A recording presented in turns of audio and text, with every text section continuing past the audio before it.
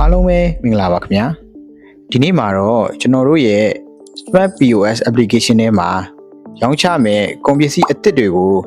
အလွယ်တကူဘယ်လိုထည့်ရမလဲဆိုတာကိုပြသပေးသွားမှာဖြစ်ပါတယ်ကုန်ပစ္စည်းတွေကိုအမျိုးအစားခွဲဖို့ category ကိုတစ်ချက်နှိပ်လိုက်ပါ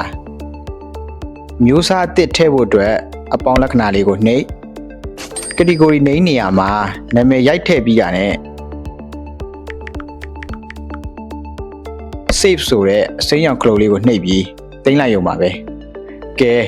ဒါဆိုရင်တော့ကိုယ်ပိုင် category အသစ်တစ်ခုအလွယ်တကူရရှိသွားပါပြီ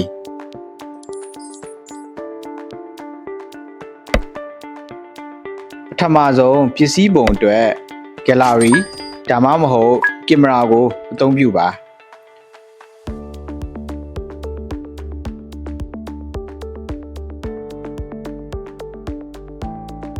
ပြီးရင်ပစ္စည်းအမည် product name နဲ့အမျိုးအစား category ကိုရွေးပေးလိုက်ပါ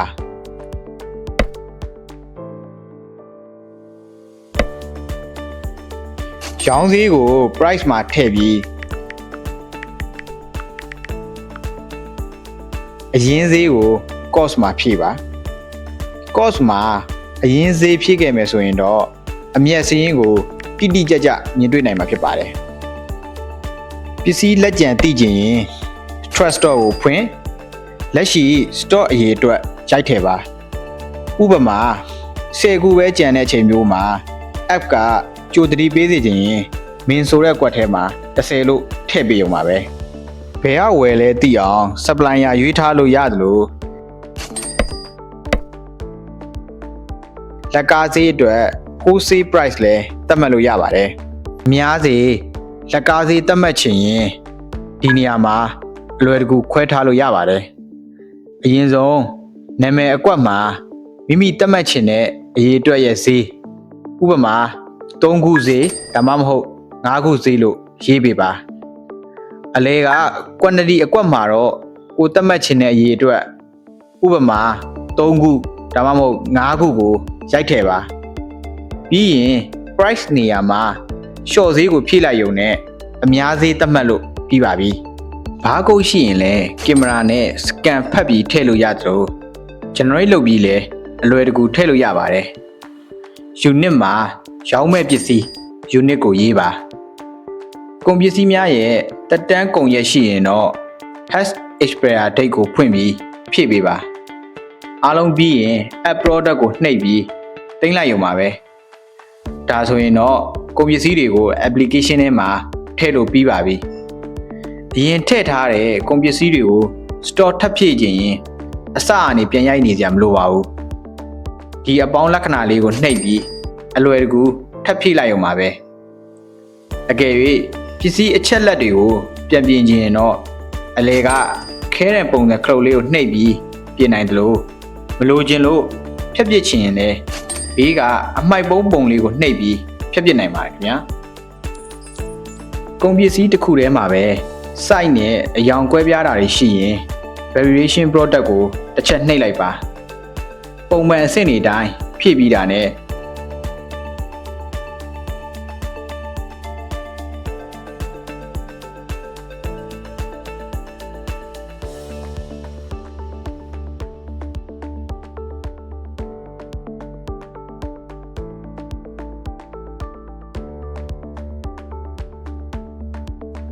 attribute နေရာမှာ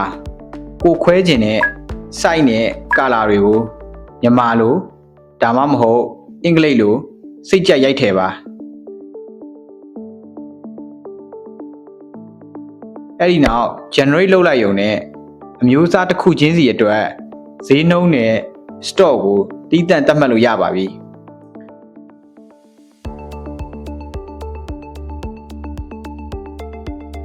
အယောင်နဲ့ site ကွဲပေမဲ့ဈေးတူရင်တော့ box setting တွေက price ထဲမှာဈေးနှုန်းရိုက်ပြီး apply to all ကိုနှိပ်လိုက်ပါ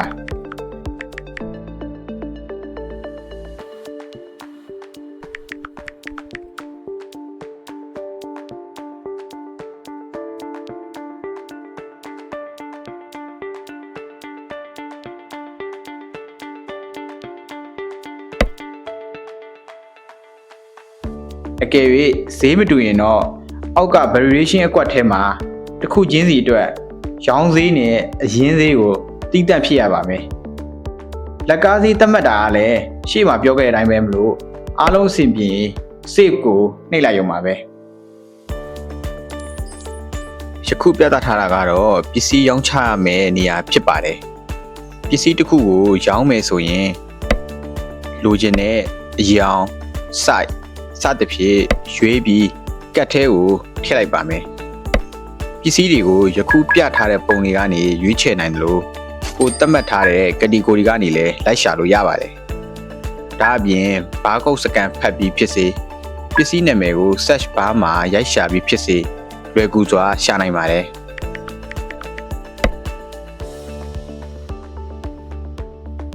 ကုန်ပစ္စည်းများကိုလက်ကားသေးအများဈေးနှုန်းဖြင့်စီးရင်သွင်းခဲ့မယ်ဆိုရင်ဒီနေရာမှာအလွယ်တကူရှာဖွေနိုင်ပါတယ်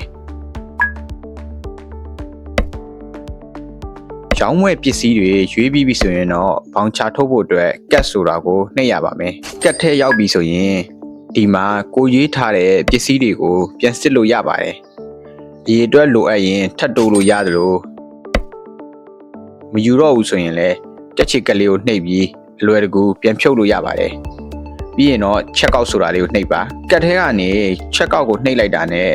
ချက်ချင်းငွေပေးချေတဲ့စာမျက်နှာကိုရောက်သွားမှာဖြစ်ပါတယ်ဒီစာမျက်နှာမှာ customer ကိုအမည်နဲ့ရှာပြီးထည့်လို့ရတယ်လို့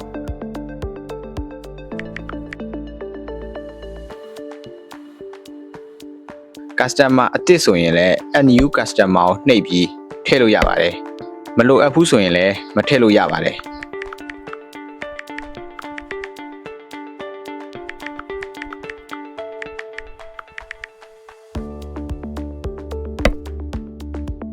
မန်နေဂျာကခွင့်ပြုထားတဲ့ customer တွေအတွက်အယောင်းစရင်းကိုအကျွေးစနစ်နဲ့ဆောင်ရွက်နိုင်ပါတယ်စနစ်ထဲမှာအဲ့ဒီ customer တွေကိုမန်နေဂျာကကြိုတင်စရင်းသွင်းထားဖို့တော့လိုအပ်ပါတယ်ငွေပေးချေဖို့အတွက်ဘဏ်ကြီးနဲ့ရှင်းမလား cash ငွေသားနဲ့ရှင်းမလားဆိုတာရွေးချယ်နိုင်ပါတယ်ကုန်ပစ္စည်းအတွက် discount ကိုရာခိုင်နှုန်းနဲ့ဖြစ်ဖြစ်ပမာဏနဲ့ဖြစ်ဖြစ်ပေးလို့ရပါတယ်ငွေပေးချေမှုကိုငွေသားရွေးချယ်ခဲ့မယ်ဆိုရင် amount receipt ဆိုတဲ့နေရာမှာ customer စီကလက်ခံရရှိတဲ့ငွေကိုထည့်ရပါမယ်ပြီးရင်တော့ complete sale ကိုနှိပ်ပါ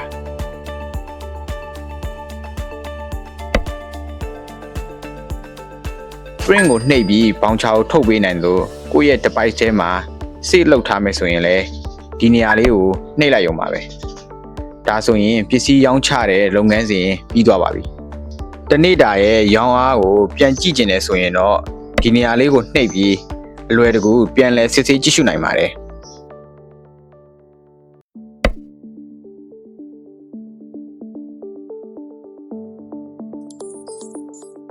application ထဲမှာအယောင်မှတ်တမ်းတွေကိုဘယ်လိုကြည့်ရမလဲဆိုတာကိုပြသပေးပါမယ်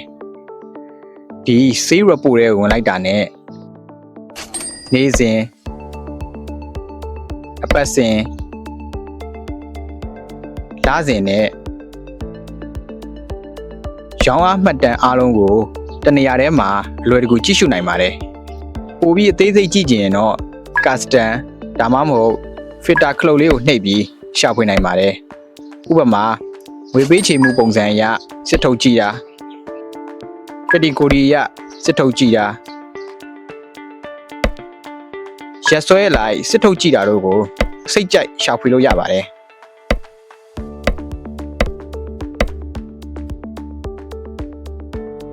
လုပ်ငန်းရဲ့အသုံးစရိတ်တွေကိုတိတိကျကျမှတ်တမ်းတင်နိုင်ဖို့ expand နေရာမှာဘယ်လိုထည့်ရမလဲဆိုတာပြသပေးပါမယ်ပထမဆုံးအနေနဲ့ကုန်ကျသွားတဲ့ငွေပမာဏကို amount ဆိုတဲ့နေရာမှာအရင်ရိုက်ထည့်ရပါမယ်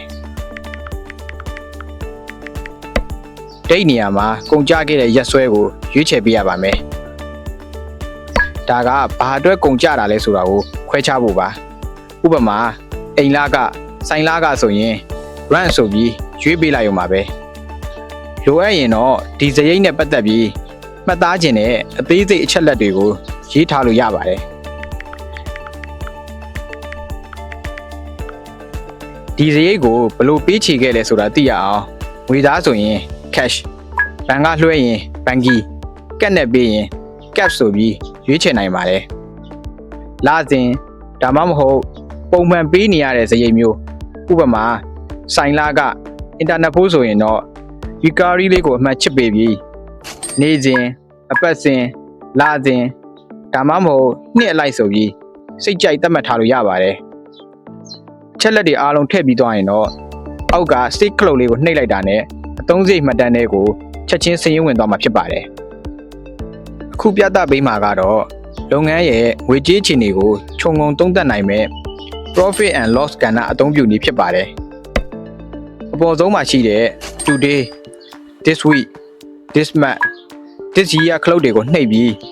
မိမိကြည့်ကျင်တဲ့အချိန်ကာလအလိုက် data တွေကိုပြောင်းလဲကြည့်ရှုနိုင်ပါတယ်